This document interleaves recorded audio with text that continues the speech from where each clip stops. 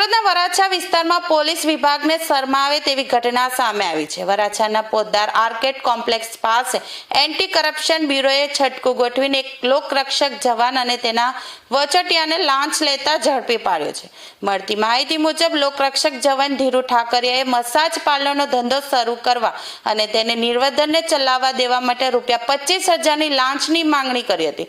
લોકરક્ષક વતી વચેટિયો રોનક ત્રિવેદી જ્યારે લાંચના નાણાં સ્વીકારી રહ્યો હતો ત્યારે જ એસીબીની ટીમે તેને રંગે હાથે ઝડપી પાડી ભ્રષ્ટાચારના ખેલનો પર્દાફાશ કર્યો હતો।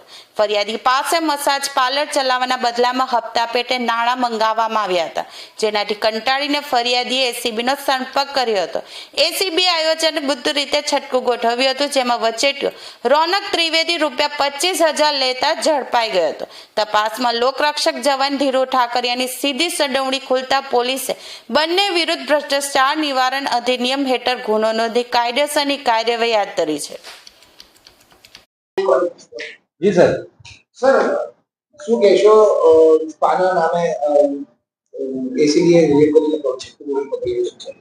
जी गत रोज एसीबी टोल फ्री नंबर 1064 ઉપર એક જાગૃત નાગરિકનો કોલ મળેલો, જે અન્વયે એએચટીયુ ક્રાઇમ બ્રાન્ચ સુરત શહેરમાં ફરજ બજાવતા ધીરુભાઈ ઠાકરિયા તેમજ એક પ્રજાજન રોનક ત્રિવેદી, જેઓએ આ કામના ફરિયાદીના જોડેથી મસાજ પાર્લરનો ધંધો કરવાના અને તેમાં કોઈ હેરાનગતિ નહીં કરવાના આવેજ પેટે ₹25,000ની માગણી કરેલી અને એ માગણીમાં તેઓ રેડ હેન્ડ પકડાયેલા છે।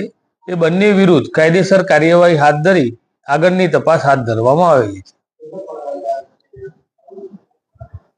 આ લોકરક્ષક છે એટલે હાલ એમનું ફિક્સ જ પગાર છે।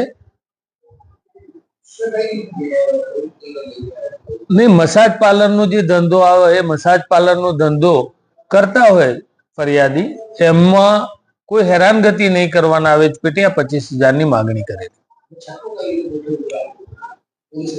ટોલ ફ્રી નંબર અન્વયે બરોડાની એસીબીની ટીમ એમણે આ ટ્રેપ કરેલી છે અને એ ટ્રેપ સફળ થયેલી છે।